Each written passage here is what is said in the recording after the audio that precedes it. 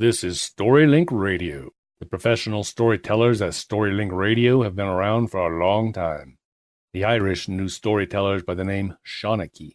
We are committed to bringing stories to life through the spoken word, as in traditional oral storytelling. We present stories of many genres: ancient myths and legends, short stories, full-length novels, science fiction, high fantasy, philosophy, traditions, classics, drama, fiction, non-fiction, romance, theater, ghosts and haunts, stories of the strange, and much, much more.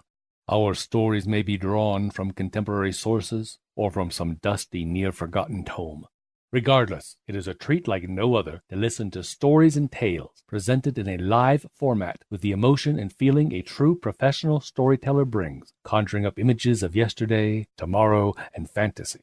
So join us at StoryLink Radio and let us be your Shawnee for a time. Our stories are presented before a live audience, then recorded for the StoryLink Radio podcast for your on-demand listening pleasure. Please visit StoryLinkRadio.com for show notes, to find out how to join our live audience, and for lots of free stuff, including free audiobooks and much more. Visit www.storylinkradio.com. The next one is The Ghost by Lord Dunsany. The argument that I had with my brother in his great lonely house will scarcely interest you, I think. Not those of you, at least, whom I hope may be attracted by the experiment I undertook, by the strange things that befell me in that hazardous region into which so lightly and so ignorantly I allowed my fancy to enter. It was at Onelay that I had visited him. Now, some of you probably know Onelay stands in a wide isolation, in the midst of a dark gathering of old whispering cedars. They nod their heads together when the north wind comes, and nod again and agree, and furtively grow still again, and say no more a while. The north wind is to them like a nice problem among wise old men. They nod their heads over it, and they mutter about it all together. They know much, those cedars, they have been there so long. Their grandsires knew Lebanon, and the grandsires of these were the servants of King Tyre, and came to Solomon's court. And amid these black-haired children of grey-headed time stood the old house of Onelay. I know not how many centuries had lashed it against their evanescent foam of years, but it was still unshattered, and all about it were the things of long ago, as cling strange growths to some sea-defying rock. Here, like the shells of long-dead limpets, was armor that men encased themselves in long ago. Here, too, were tapestries of many colors, beautiful as seaweed. No modern flotsam ever drifted hither. No early Victorian furniture, no electric light. The great trade routes that littered the ears with empty meat tins and cheap novels were far from here. Well, the centuries will shatter it and drive its fragments onto distant shores. Meanwhile, it yet stood. I went on a visit to where my brother and we argued about ghosts. Yes, my brother's intelligence on this subject seemed to me to be in need of correction, shall we say. He mistook things imagined for things having an actual existence. He argued that second-hand evidence of persons having seen ghosts proved ghosts to exist. I said that even if they had seen ghosts, there was no proof at all. Nobody believes that there are red rats, though there is plenty of first-hand evidence of men having seen them in delirium. Finally, I said I would see ghosts myself and continue to argue against their actual existence. So I collected a handful of cigars, and I drank several cups of very strong tea, and went without my dinner, and retired into a room where there was dark oak, and all the chairs were covered with tapestry. My brother went to bed bored with our argument, and trying hard to dissuade me from making myself uncomfortable.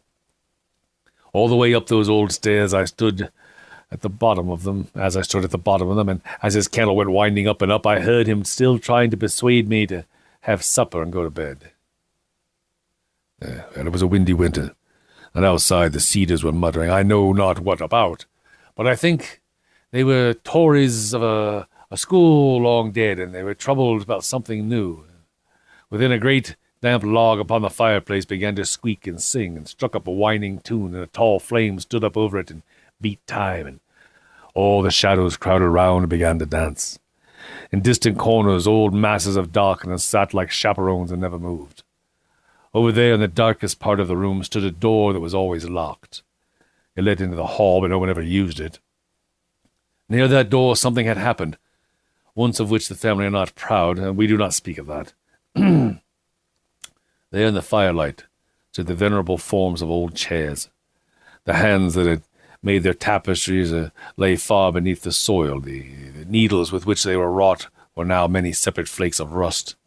No one wove now in that old room, no one but the assiduous ancient spiders who, watching by the deathbed of things of yore, worked shrouds to hold their dust. In shrouds about the cornices already lay the heart of the oak wainscot the worms had eaten out.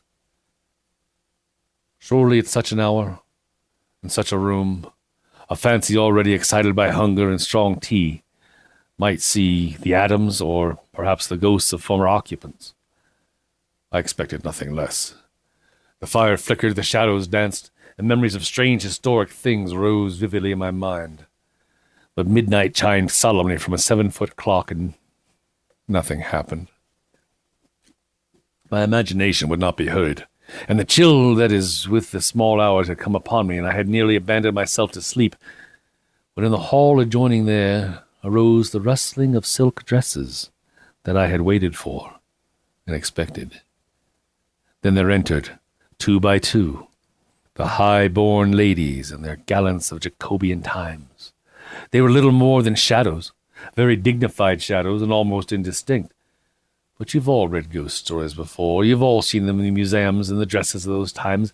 You've all been to Disneyland and seen the ghosts as you pass by playing in the parlor. There's little need to describe them. They entered, several of them, and they sat down on the old chairs, perhaps a little carelessly considering the value of the tapestries. Then the rustling of their dresses ceased. Well, I had now seen ghosts, and was neither frightened nor convinced that ghosts existed.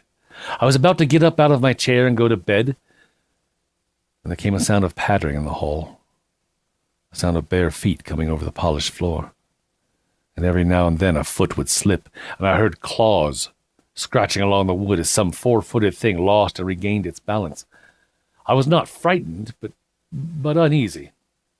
The pattering came straight towards the room that I was in.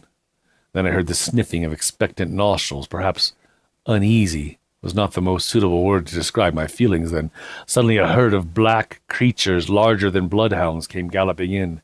They had large, pendulous ears. Their noses were to the ground and sniffing. They went up to the lords and the ladies of long ago, and they fawned about them disgustingly. Their eyes were horribly bright. They ran down to great depths. When I looked into them, I knew what these creatures were, and I was afraid. These creatures were the sins, the filthy, immortal sins of those courtly men and women. Oh, how demure she was, the lady that sat near an old-world chair. Oh, yes, how demure she was, and how fair.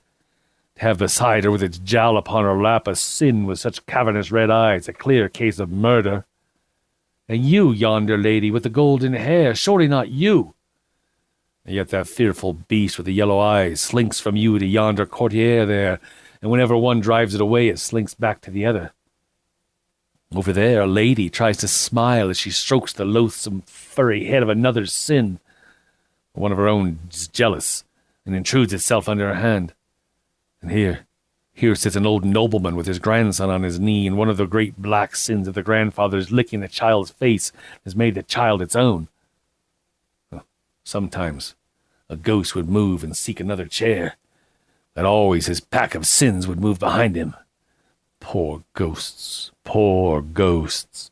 How many flights they must have attempted for 200 years from their hated sins. How many excuses they must have given for their presence, and the sins were with them still, and still unexplained. Suddenly, one of them seemed to scent my living blood. Somehow, my living entrails, and bayed horribly, and all the others left their ghosts at once and dashed up to the sin that had given tongue. The brute had picked up my scent near the door which I had entered, and they moved slowly nearer to me, sniffing along the floor, uttering every now and then their fearful cry. I saw that the whole thing had gone too far, but now they had seen me. Now they were all about me. They sprang up, trying to reach my throat. Whenever their claws touched me, horrible thoughts came into my mind, and unutterable desires dominated my heart. I planned bestial things as the creatures leaped around me, and planned them with a master cunning. The great red-eyed murder was among the foremost of those furry things from whom I feebly strove to defend my throat.